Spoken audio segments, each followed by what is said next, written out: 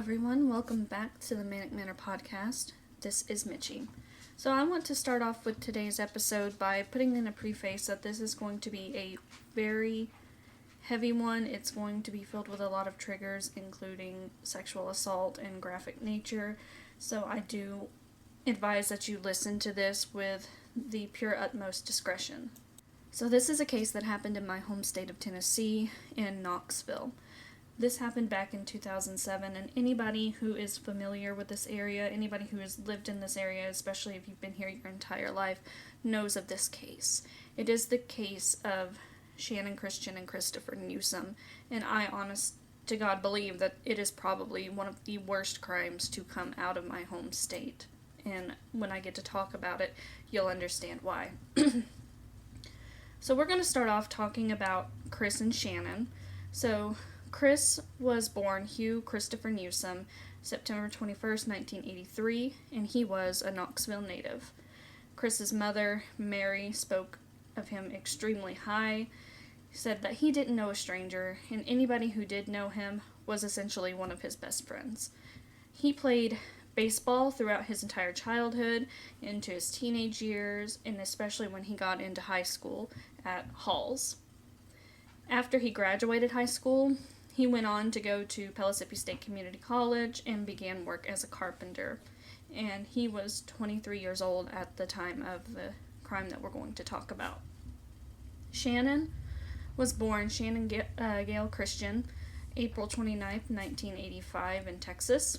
She then moved to Louisiana with her family, and they then relocated from Louisiana to Tennessee in 1997. Now, her teenage years, she attended Farragut High School, and Shannon's mother, Dina, and her father, Gary, said that while nobody was a perfect human being, ideally she was as close to perfect as you could get. She never gave any trouble, she did extremely well in school, and was a very humble person. She was attending the University of Tennessee in Knoxville, and would have graduated December of 2007 with a major in sociology. And she worked very, very hard. In fact, she was working 2 jobs to get through school, and at the time of the crime, she was 21 years old. Both Chris and Channon lived with their parents at home, and they had a very close relationship. Although Chris, it was said that he came and went as he pleased because his parents just had that much trust in him as a person. Chris and Channon both started dating in November of 2006, and although it was a very short-lived relationship, everybody said that they had an absolutely beautiful one. So we're going to go and we're going to talk about the incident, the crime. January 6, 2007, both Chris and Channon were going to be attending a birthday party for one of their mutual friends, and they would be going out to dinner as well. They ended up staying at Shannon's best friend's house, and they were watching a movie beforehand. According to her parents, Channon called about 12:35 to say that she would be coming home instead of just continuing to hang out with her friends, but she would never make it home.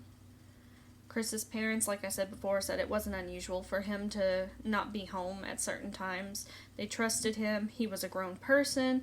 He came and went as he needed because he did have a job and he did have his own life.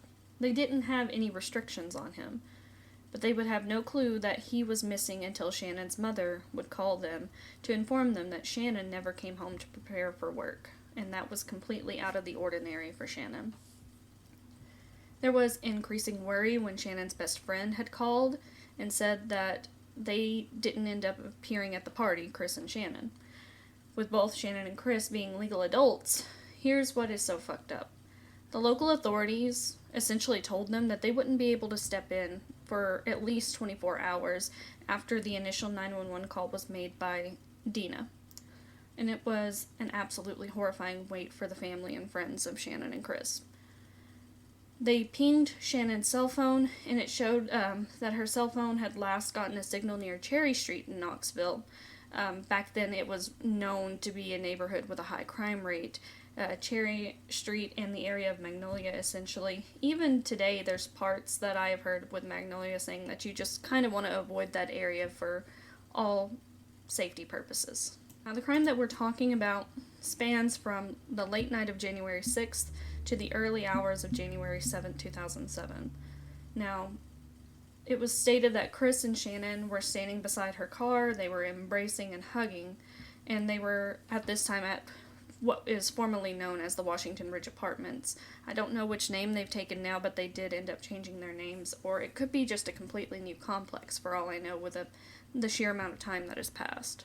It was during this time that they were embracing with each other that they were carjacked and abducted from the parking lot. The abductors took them to a house that was at 2316 Shipman Street. I'm going to preface this right now and say that that house is no longer standing. Now, the abductors were LaMarcus Davidson, George Thomas, LaTelvis Cobbins, and Eric Boyd. LaMarcus was considered to be the ringleader of this group and had a string of prior convictions relating to carjacking and robbery. Initially, it was claimed to have been just a simple carjacking, but this thing turned into an absolute house of horror. The couple, they claimed they picked them up at random, and they said it was pretty much a wrong place, wrong time scenario. Now, as they were kidnapped, they were bound with ropes. And when they arrived at the house, there was a woman named Vanessa Coleman who was waiting. So now we have 5 people that are actively involved in this kidnapping and carjacking.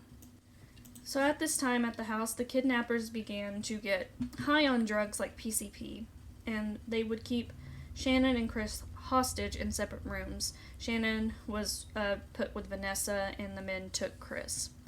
This is where things are going to get extremely dark, so I'm putting the trigger warning right here for you all. Please skip it or just stop listening to this episode if this is something that you cannot handle.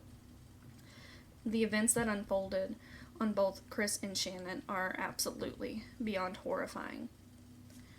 Now, looking back on it, the authorities believe that Chris was the first to be subjected to an extreme bout of torture, with at least one of these men assaulting him inside of the house themselves, as well as with random objects. It ensued for hours before they tied him up, forced him outside in just a t-shirt and boxers to walk barefoot along a set of train tracks, and they had also gagged him. Now, this is in the middle of winter. Winters in Tennessee can get very cold very quickly. So he was pretty much left to the elements as they were taking him to what would be his final place. It's believed also that they used a ragged dog leash on him just to keep him from running away to try to get help. So after walking on the tracks, Chris was forced to kneel on the railroad, where they bound his feet together with a belt and they laid him on the tracks. Now, while he was laid on the tracks, he was shot in the back of the neck. But this isn't the thing that killed him. They shot at him again, and his brainstem was severed. And because of this second shot, this is what killed him. They essentially put him out execution style.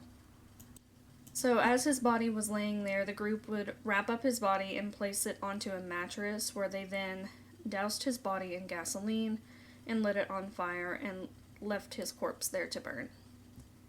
They would make their way back to the house where Channon was still at, being held captive in a bedroom with Coleman supervising to make sure that she didn't run out.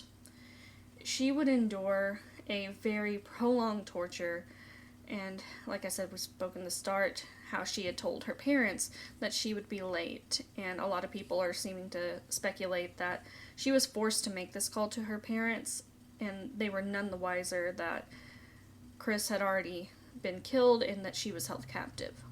She was then beaten, choked, and raped orally, anally, and vaginally multiple times. The injuries from this assault were so bad that she suffered very, very severe injuries. They also, just like Chris, put foreign objects into her, and it would cause a massive hemorrhage, as they would later discover. Her head also had hemorrhaging because they stepped on her head with their boots, and she suffered severe carpet burns from being dragged around during this time. Now, essentially, they grew bored of her and came to the conclusion that because of everything that they did while still being high on these drugs, that they had to get rid of any kind of DNA that was on her. So what did they do? They led her into a bathroom. They poured bleach down her throat and all over her body and began scrubbing super hard to try to rid any DNA evidence off of her.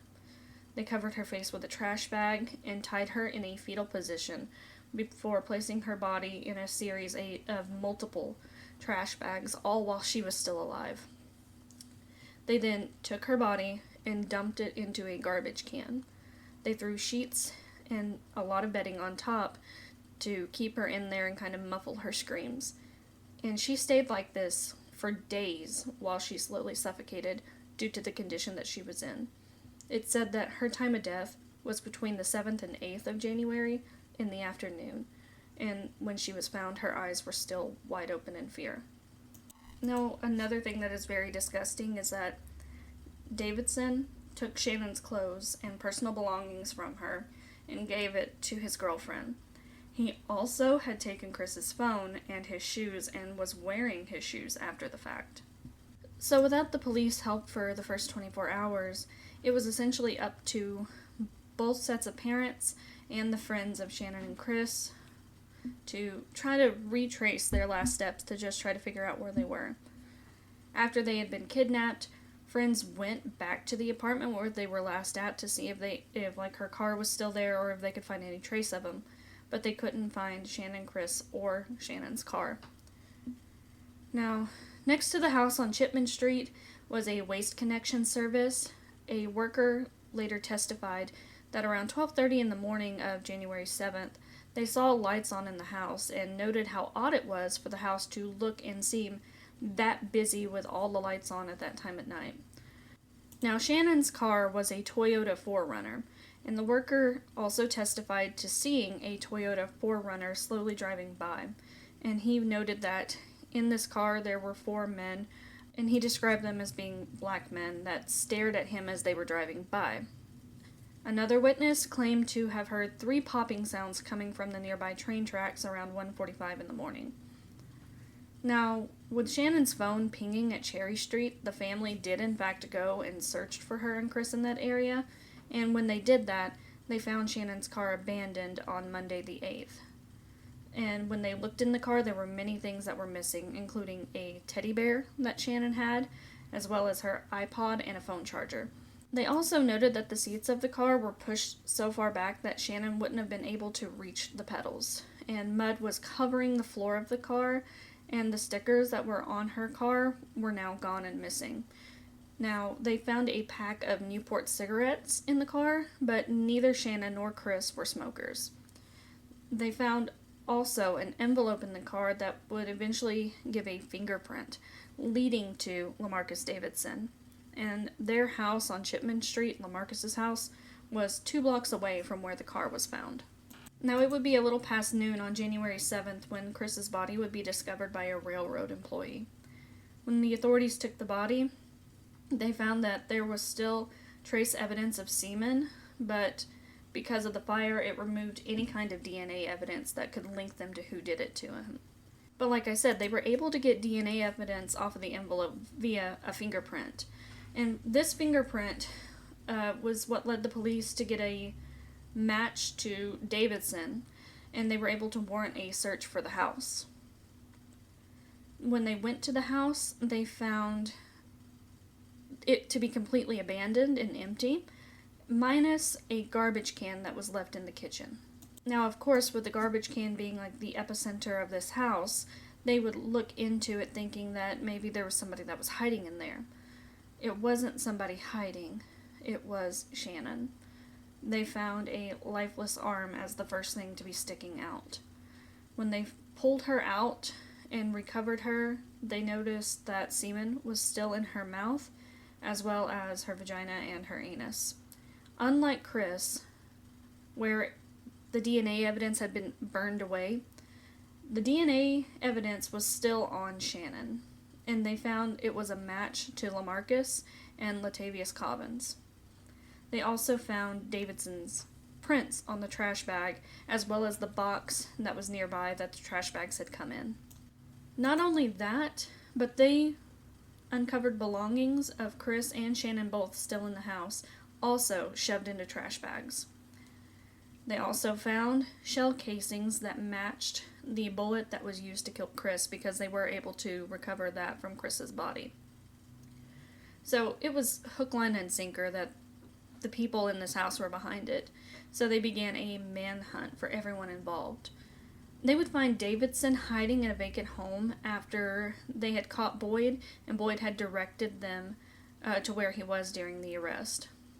Now, when Davidson was caught, he was passing the blame onto Cobbins and Thomas. Now, it was around this time that they had caught Cobbins and Thomas, as well as Coleman, finding them in Lebanon, Kentucky. While they were searching, they found a computer in this area in Kentucky where Thomas and Cobbins had been viewing the news coverage of the murders. Davidson would slowly change his story, and he would, in fact, change it roughly about 5 times. First, he had claimed that he knew nothing about these crimes. He then went on to say that Cobbins and Thomas came to the house about 10 o'clock in the evening on Friday or Saturday, and he said that they had told him that they had carjacked people, and these people they carjacked were still in the car. Davidson claimed he saw them, but wanted nothing to do with the crime and left to smoke pot. When he came back, he said Channon had told him that she didn't want to die, and he just left her there, using the car to go deal drugs before he cleaned it out. He would also claim that he didn't rape anyone and didn't go into the bedrooms at all, which is kind of fucking ironic considering his DNA was found at least on Shannon's body. So talking about Cobbins and the story that he made, he had said that he, Davidson, and Boyd went to this apartment complex and abducted the couple because they were there just to meet a girl, and they saw them and decided that they were just going to carjack them and take them to the house where they kept Channon and Chris. Now, he stated that he kept Channon and Boyd took Chris. Boyd came back without Chris, is what he would say, and he also denied raping anybody. Coleman admitted to being in the house and said that she too was a hostage. However, I highly fucking doubt this, because later during the investigation there was a journal that was found, and there was an entry on January 9th saying, quote, "I had one hell of an adventure. It's going to be a long, interesting year," end quote. When they compared handwriting, they found that it was Coleman's journal because her handwriting matched with the handwriting in this book. And so this proceeded into what would be many trials coming from this murder.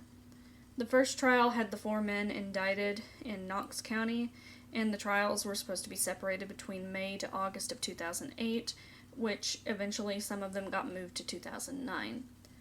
The judge that was going to be hearing this case was Richard Baumgartner. He's got a pretty fucked up story as well. Now, he allowed Thomas and Cobbins to be tried by Davidson County juries, and he scheduled trial for August 11, 2008, and he had said that also the phone calls that were being made between the perpetrators were going to be admissible evidence. So the district attorney at the time, Randy Nichols, said that the state would be seeking the death penalty for Cobbins and Coleman's if they were to be convicted. So looking at Davidson, he was being indicted for the murder, but he also got another indictment because just the day after committing these murders, he went and he robbed a local Pizza Hut. Now, the defense team for him said that they were going to need a change of venue in order to have a fair trial. The state argued back that a fair, impartial jury could be brought in during the jury voir dire process. And for anybody who doesn't know what that is, that's essentially just the process of interviewing potential jurors to see if they're going to be fair and impartial. Now, that motion was denied by Baumgartner and said that it was premature, and threatened also during this time that he would ban the Newsom family from court after the defense got insulted. I mean, Davidson's defense got insulted. the defense attorney for Davidson, I'm just going to put his name out there, Attorney Doug Trent. And I'm pretty sure he is still practicing today in Tennessee. And all they did was essentially say that Doug Trent as an attorney was a jerk. Now, going through all the trials here, Boyd was the first to get a verdict. He was found guilty of being an accessory to the fatal carjacking and failing to report the location of his friends. He was the only one not to get charged with any form of murder and was given a sentence of 18 years max in a federal prison. I think currently he is at Yazoo County Federal Correction Institution. Cobbins was the next, April 25th of 2009. He was found guilty of murder in the first degree for Channon, guilty of facilitating the murder of Chris, and somehow was acquitted of Chris's rape. Instead of getting a death penalty, he ended up getting life without parole. October 8th, 2009, Davidson was finally given a verdict of guilty. Jurors unanimously agreed for the death on 4 capital charges, 2 first-degree murder charges, and 2 premeditated first-degree murder charges. In June 2010, he was sentenced to 80 years for other murder-related charges, and also received a death penalty, both to be served consecutively. Now, during Davidson's sentencing, Baumgartner said that the crimes were so incredibly outrageous, cruel, and inhumane. One the court had never seen before, and it was unexplainable how anybody could do this, and that there would be no sentence that would be great enough to punish for the lives that were lost. His death sentence was affirmed by the Supreme Court in Tennessee in 2016. December 8th, 2009, Thomas was found guilty with a sentence of life in prison without the possibility of parole. Now, Vanessa Coleman was the last to get a trial, and she was given a trial with a granted immunity from federal authorities for, in exchange for her testimony. However, the state courts ruled that her immunity would not protect her from any kind of murder or rape charges, only the carjacking. She was acquitted of first-degree murder, but found guilty on a lesser charge in May of 2010, and was sentenced in July to 53 years in prison. At this sentencing, at Coleman's sentencing, Shannon's father came up and made a victim impact statement and stated how his baby was taken from him, and that not only did she take his baby from him, but she had taken his blessing to a young man away, a wedding dance away, and any future grandchildren that he may have had. The defendants, of course, did try to appeal these convictions. Now, remember how I said that Baumgartner was pretty fucked up? Well, in March of 2011, he was forced to resign as a judge. He admitted to having a drug addiction and would buy them from convicts. He ended up going to federal prison for lying to investigators. And when the news came out that he was more than likely high while holding court, this was a key to grant a retrial of any cases that he was potentially high in. Now, he ended up passing away in his home in January 2018. So, of course, because of him being high, this granted retrials for the defendants. But in May of 2012, the Tennessee Supreme Court overturned a ruling ordering trials or retrials for Cobbins, Davidson, and Thomas, and the citation was that a judge's misconduct out of the court did not necessarily require a new trial unless they could prove that the misconduct affected those proceedings. Now, there was a judge, Judge Blackwood, who did grant new trials on the quote-unquote 13th juror rule. For anybody who doesn't know what that is, that's essentially where the judge signs off after all 12 jurors give their answer on what they believe guilty or not guilty. Now, the prosecution, they wanted Blackwood to be recused from the case due to an emotional investment in his communication with the defense. And he did get recused. So when he was recused, Senior Judge Walter Kurtz was now the one overseeing the retrials and seeing if they would be needed. They only granted a retrial for Thomas and Coleman. Cobbins and Davidson kept their sentences. Now, Coleman got her retrial, and She was convicted of the facilitation of aggravated kidnapping, rape, and murder of Channon, but not Chris. Now, the prosecution wanted the max amount of nearly 50 years, while the defense said that she should only get 20.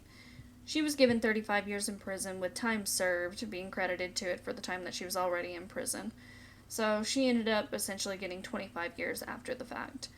And she tried to file again for another retrial, but in 2014, she was denied.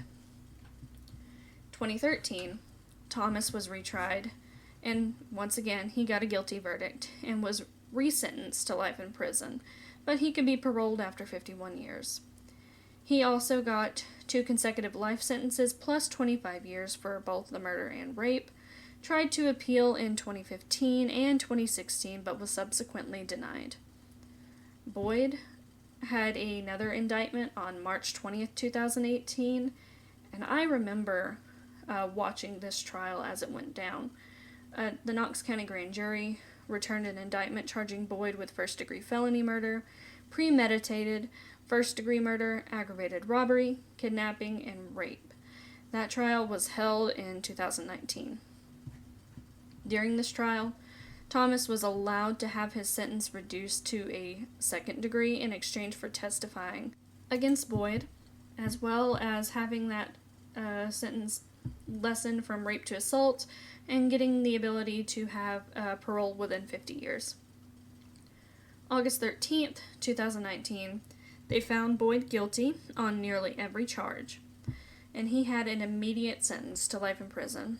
Now, he did try to request a new trial, but in 2019, 2021, and 2022 was completely denied each time.